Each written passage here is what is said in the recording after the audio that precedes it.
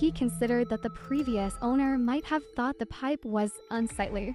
So they had custom made the wardrobe to be extra tall, reaching all the way to the ceiling just to cover the pipe. Since he couldn't reach inside or see anything more, he decided there was probably nothing to worry about.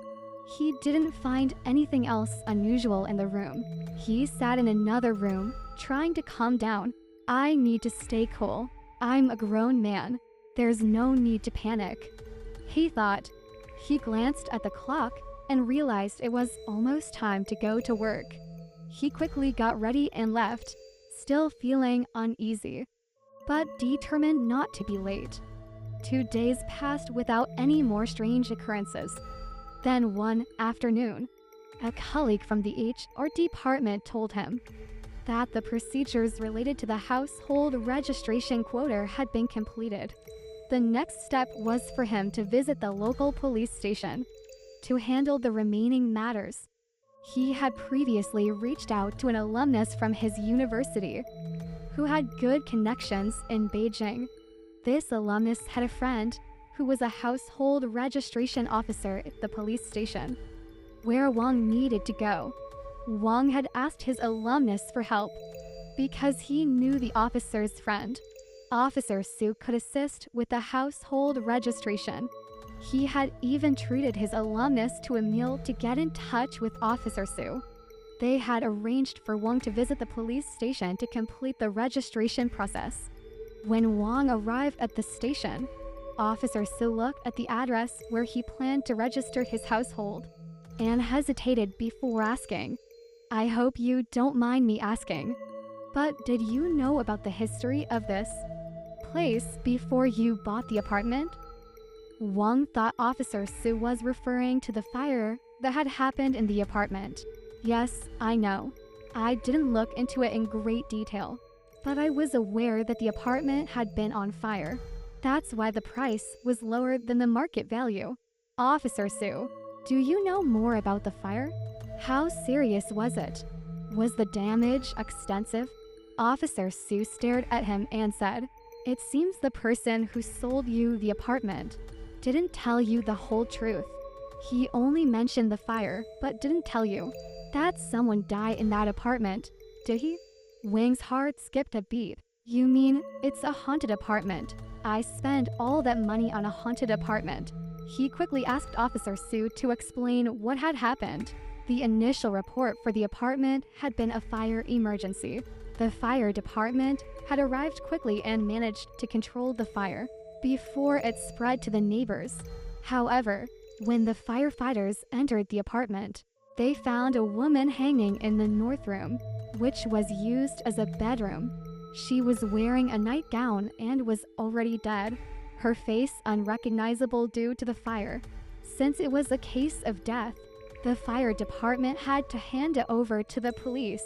Despite the fire damage, the woman's identity was quickly confirmed. She was the previous owner of the apartment. After a thorough investigation by the criminal police and an autopsy report from the forensic doctor, the conclusion was clear. The woman had committed suicide by hanging. The fire had been started deliberately, but no other suspects were found at the scene. This suggested that the woman had set the fire herself before committing suicide. But why would she do such a thing? The police had uncovered the woman's motives for suicide and arson. She simply didn't want to live anymore. The woman's story was truly tragic. The apartment had originally been co-owned with her ex-husband, registered under her name. However, a rumor spread that her hometown was going to be demolished, and her ex-husband came up with a plan. He suggested they get a fake divorce so that she could claim the maximum compensation from the demolition, since she would have no other property.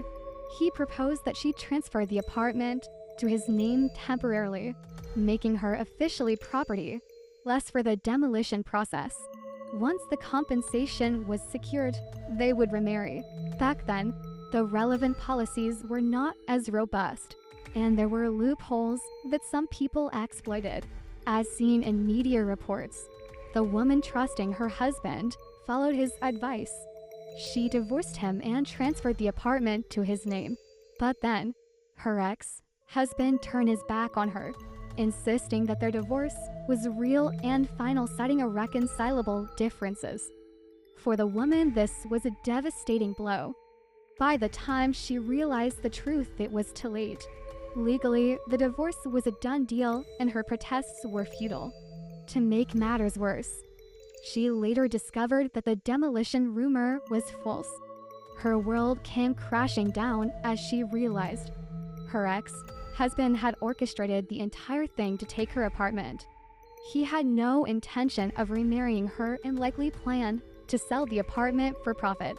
Heartbroken and desperate, the woman decided to take matters into her own hands. She had kept a key to the apartment and secretly entered it one night. She closed the door, set the apartment on fire, and hanged herself in the room, leaving the world with immense resentment. "If I die, I'll take this apartment with me and you won't get it," was her final act of defiance. After hearing Officer Zhu's account, Wang was stunned. He had no idea about the complicated backstory. He had been trying to comfort himself by thinking that the fire damage was irrelevant, as long as he could register his household in the apartment. He had been deceiving himself into thinking it was just a good deal. But now he felt like he had been duped. He wanted to confront Manager Zhu, the real estate agent, but legally there was nothing wrong with the transaction. He felt like he had swallowed a bitter pill, unable to voice his grievances. He needed this address to register his household, and the thought of it made his head spin. He also learned that the apartment had changed hands several times in a short period. It seemed that whoever bought the apartment quickly sold it at a lower price. The police station, which needed to keep track of new residents in their jurisdiction, was aware of these transactions. But why do people sell the apartment so soon after buying it? The real reasons would have to be asked directly from the previous owners. But Officer Su couldn't provide. As he left the police station, Wang's mind was filled with the details Officer Su had shared. He couldn't stop thinking about the woman he had seen that night. The way she was hanging, her face without eyelids or lips, severely burned.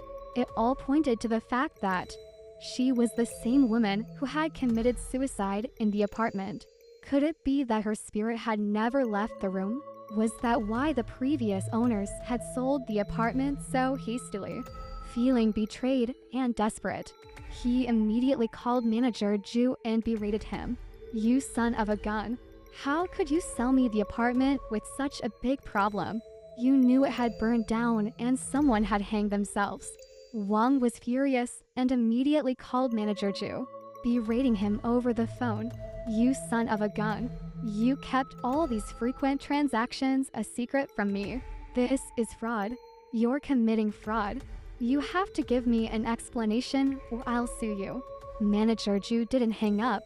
He listened patiently as Wang finished his tirade, pending heavily on the other end. When Wang finally paused, Manager Zhu spoke calmly and softly. "Don't get so upset. Everything you're saying is just hearsay, rumors without any substance. As a small-time agent, I can only tell you what I know for sure. I can't just make things up. You mentioned the frequent transactions, but you bought a second-hand apartment. It's normal for it to have changed hands a few times. I did tell you that the apartment had been on fire before." Wang was left speechless by Manager Zhu's calm demeanor and logical response. He knew that Manager Zhu was a seasoned professional who wouldn't easily be swayed. Wang felt defeated, but was determined not to live in that apartment anymore. He realized that fighting Manager Zhu would be futile, and that he would never get his money back. Swallowing his pride, he said, "All right, you probably know more about this apartment than I do. Here's the thing, I can't live in this apartment anymore, but I need to register my household here temporarily. I'll sell the apartment back to you, and you can deal with it however you want, once I find a suitable place." I'll move my household registration. Is that okay?